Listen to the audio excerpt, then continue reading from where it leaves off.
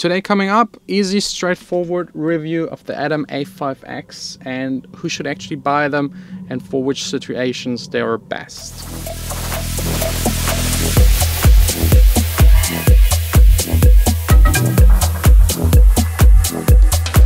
Hey guys, welcome to my studio. Today we're not doing a production tutorial. Today not running around the dance fair and meeting other DJs. Also not with me on tour DJing. It's Monday, a boring business Monday where I try to catch up with all of the emails that I had to take care over the weekend. So instead, let's do a little review. As you might remember, a couple of weeks ago, Adam sent me one of their speakers. So this right here is the speaker, the Adam A5X. It's a smaller size speaker. We have here the tweeter. It's a special tweeter, more on that later.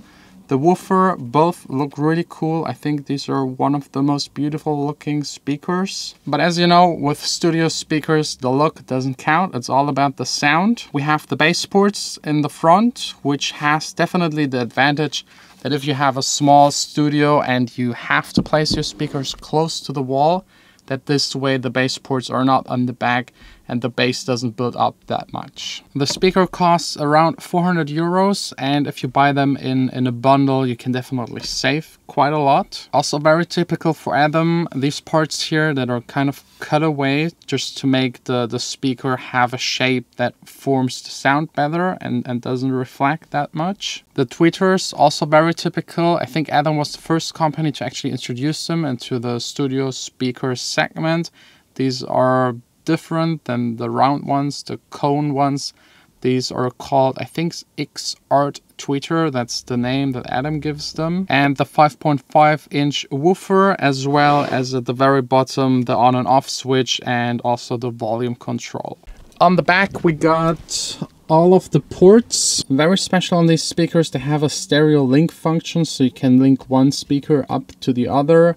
You have the balanced in as well as the controls, the room controls, or just adjusting the speakers to your liking. High shelf, low shelf, and the tweeter level. The high and low shelf plus minus 6 dB and tweeter level plus minus 4 dB. As well as screws for mounting, the voltage switch, and the plug. And yeah, that's basically already all there is about the speakers. Last thing we have to talk about is definitely the sound. I can tell you these are not really entry-level speakers and are more specialized speakers actually. I've tested them for the past 2 weeks. And I really started liking them a lot. First, I wasn't that convinced because they don't go low down enough for my electronic dance music productions. But I definitely see them as a specialized speaker. So more about the sound in a bit. First, me working, you enjoying some B-roll footage of this nice speaker, and a small snippet of my upcoming release. I think it's just, yeah, less than 2 weeks for the Stay song. You don't have to stay.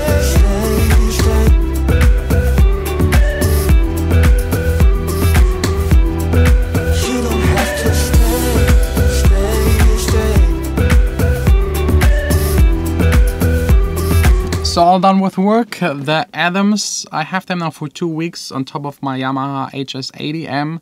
The 80M, they have an 8-inch woofer, so they go way more down low and are actually quite good for the price to produce electronic music.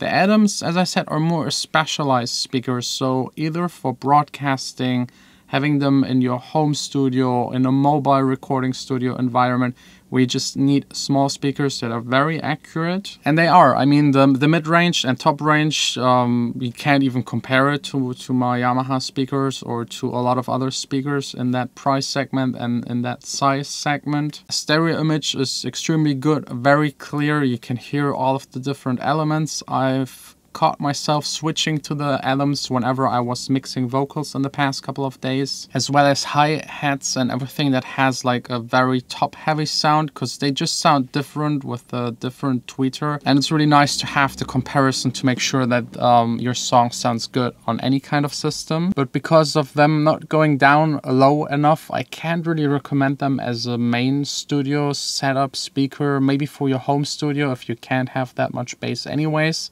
But here in the studio I can be almost as loud as I want, except for maybe in the middle of the night and on holidays. But usually I like to listen to louder music and also be able to actually choose my kicks for my electronic music, which isn't possible with the Atoms. Beneath of 50 Hertz, they start to decrease quite a lot, quite fast. So going through kick samples, it's not really possible to choose the right one. And since kicks are the foundation for electronic music, doesn't make a whole lot of sense. But for vocals, extremely good for everyone that is doing broadcasting, everyone that does maybe other types of music where you don't need that much low end, maybe acoustic music. It's totally fine as a B setup, totally fine. But I mean, that's expected for speakers in that size range, 5.5 woofer. It can't physically go that down low, just not possible. Maybe a manufacturer can make a 7-inch woofer sound like an 8-inch woofer, but that's then definitely the maximum. You have, if you want to have something that goes low, you just have to get big speakers with a big woofer, and big speakers with a big woofer are usually expensive. So if you want to get that entire range covered, you just need to buy the bigger, more expensive speakers as a main monitor setup. So for all beginners, I would just advise you to go for bigger speakers that are less expensive actually.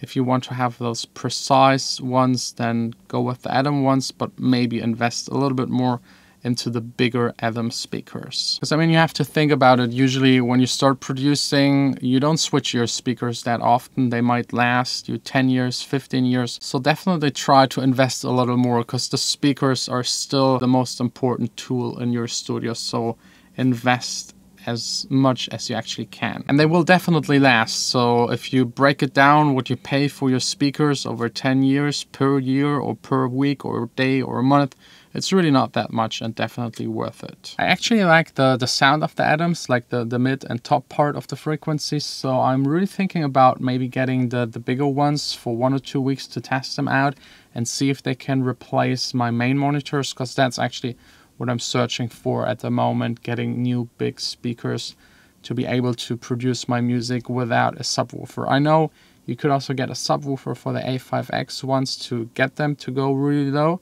but I'm not a big fan of subwoofers. Setting them up is quite hard, and getting a good sound with them, I don't know. I usually don't have that good experiences with subwoofers. Some people really like it, but I don't. I prefer having bigger main speakers and no subwoofer. But yeah, anyways, that's it for today. I hope you enjoyed this review. If you're interested to subscribe, feel free to do so. More tutorials in the studio, music making coming up tomorrow, because I will be hopefully all done with the business stuff by tonight.